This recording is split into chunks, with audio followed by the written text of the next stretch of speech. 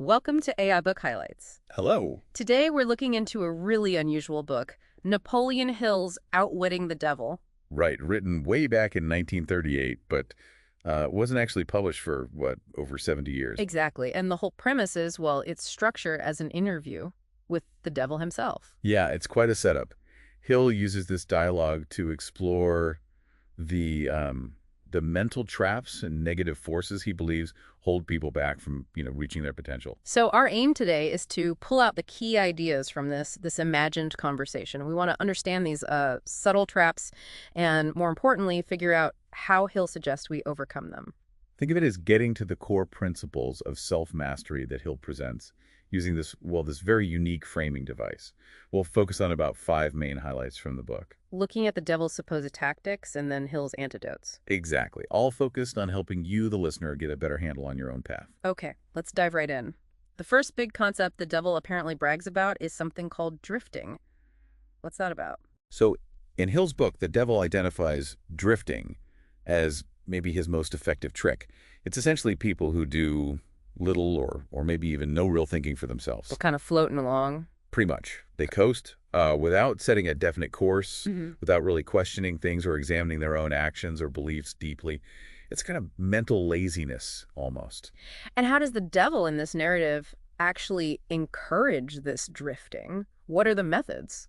Well, Hill has the devil outline a few key ways. Things like schooling that doesn't push you towards a definite occupation, or, interestingly, parents who overhelp, Oh, how does that work? It kind of destroys the child's self-confidence initiative, apparently. Also, things like religious instruction that focuses heavily on fear rather than empowerment. And maybe most relevant for today, keeping kids and adults, really, just constantly busy with non-essential information. Trivial stuff. So they never get the mental space to think independently. Exactly. It prevents that deeper critical thought. You see the connections, right? Laziness, indifference, procrastination, the devil. In the book, sees these as direct results of drifting. Yeah, it's like a downward spiral. Does Hill give examples of what a drifter looks like? Oh yeah, quite a list. People with opinions on everything but accurate knowledge of nothing specific. They might neglect cooperation, repeat the same mistakes, be really narrow-minded, Okay. expecting everything but giving very little back, starting things but never finishing, criticizing leaders without offering solutions, always making excuses. It's a pretty comprehensive picture. It definitely makes you think. All right, so if drifting is the problem, what's Hill's solution? The antidote. The direct counter is what Hill calls definiteness of purpose. It's about having a very clear major goal in life. Like a North Star. Exactly. And then having smaller supporting goals, like stepping stones, that lead you towards that main objective. Non-drifters, according to the devil's own observations in the book, have this. And how does that show up? How do they act? They tend to have a clear tone of voice, a quick step. They're decisive, give direct answers. They might offer help, but are careful about accepting favors that might obligate them unfairly. Okay, so they're proactive. Very. They're upfront. If they don't know something, they admit it. Good memory, no excuses. They take responsibility. Hill uses the term go-giver, someone who uses their own mind. That's powerful. Can this definiteness be learned, or are you just born with it? Oh, absolutely learnable. Hill stresses that. He compares it to building physical strength.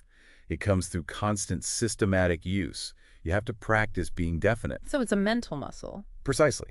And the danger of not having it, the devil warns, is that hesitation, procrastination, indefiniteness. Yeah. They just open the door wider for negative influences, for drifting. It puts you one step closer to his control, basically. So in today's language, we're talking about being intentional, goal-driven, purpose-driven. That's a perfect way to put it. It's about consciously choosing your direction. Okay, clear purpose is vital.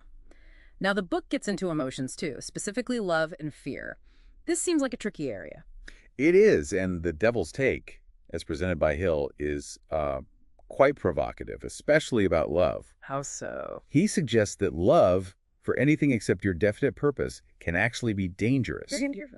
Love. Yeah, the argument is this strong emotional attachments, even positive ones like love, can cloud your reason. They can sap your willpower, blind you to facts, and pull you away from your main goal. I can sort of see how intense emotion could derail focus, but calling love dangerous is strong. It's definitely designed to make you think. Hill isn't saying love itself is bad, But that uncontrolled emotion, even love, can undermine that all-important definiteness of purpose if you let it dictate your actions against your better judgment. Okay. And what about fear? That seems more straightforward as a tool for the devil. Much more straightforward. Fear is presented as a primary weapon for mind control. The devil, in the book, identifies 6 main types: fear of poverty, criticism, ill health, loss of love, old age, and death. The big ones. The big ones. And the idea is that these fears rush in to occupy any sort of unused space in your brain. They paralyze you, keep you small, prevent you from taking risks or pursuing big goals. So love can distract and fear can paralyze, both powerful emotions that can override our rational mind. Exactly. Both can undermine your purpose if they aren't managed. The key isn't to eliminate emotion, obviously, but to control it. Master the fears, and make sure love doesn't lead you completely off course from your core objectives. It's about emotional regulation, really, making sure your emotions serve your goals, not the other way around. You got it. Another really interesting point Hill brings up through this dialogue is about adversity, finding value in hardship. Yes, this is a classic Napoleon Hill theme, actually. The core idea is summed up in the phrase, every adversity carries the seed of an equivalent advantage. Meaning there's always an upside to a downside. Essentially, yes. There's potential benefit hidden within every challenge, every setback, and crucially, Hill draws a sharp line between temporary defeat and actual failure. What's the difference, according to him? Failure only happens when you quit. That's it.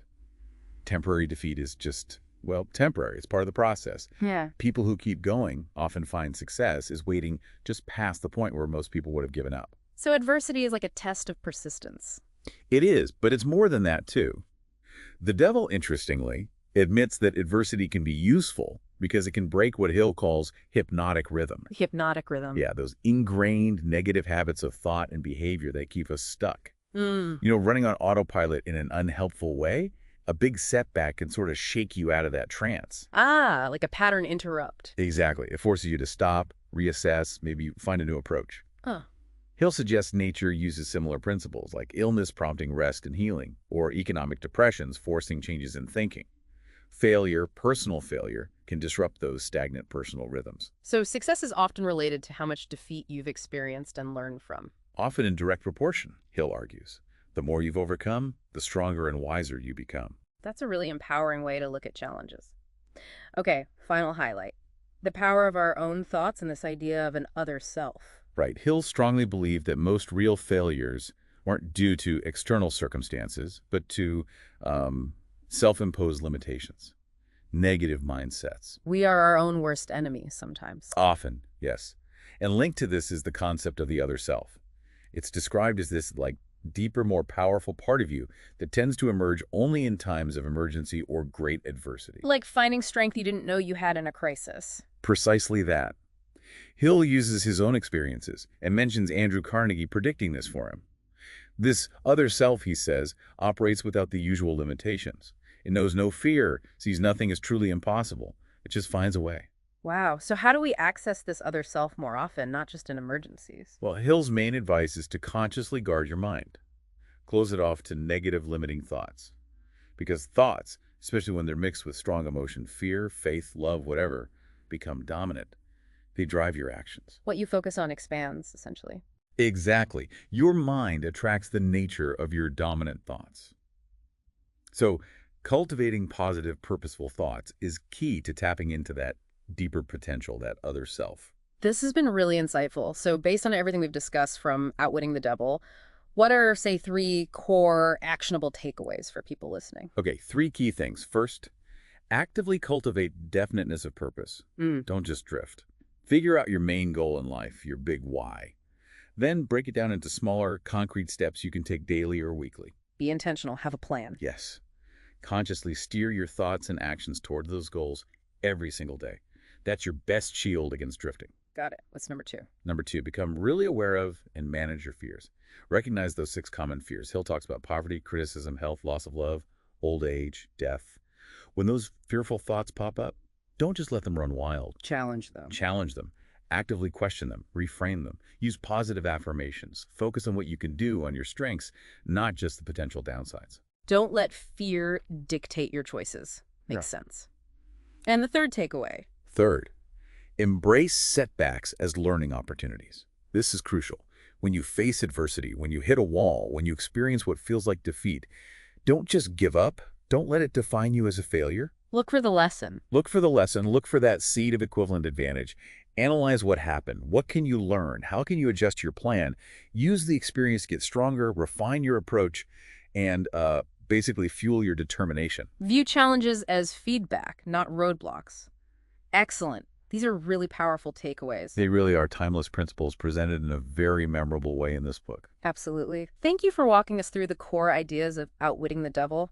It seems like understanding these concepts, avoiding drift, building purpose, managing emotions, learning from adversity, really can help anyone take more control over their life's path. And realizing, as Hill emphasizes, that the power to do so is ultimately within you.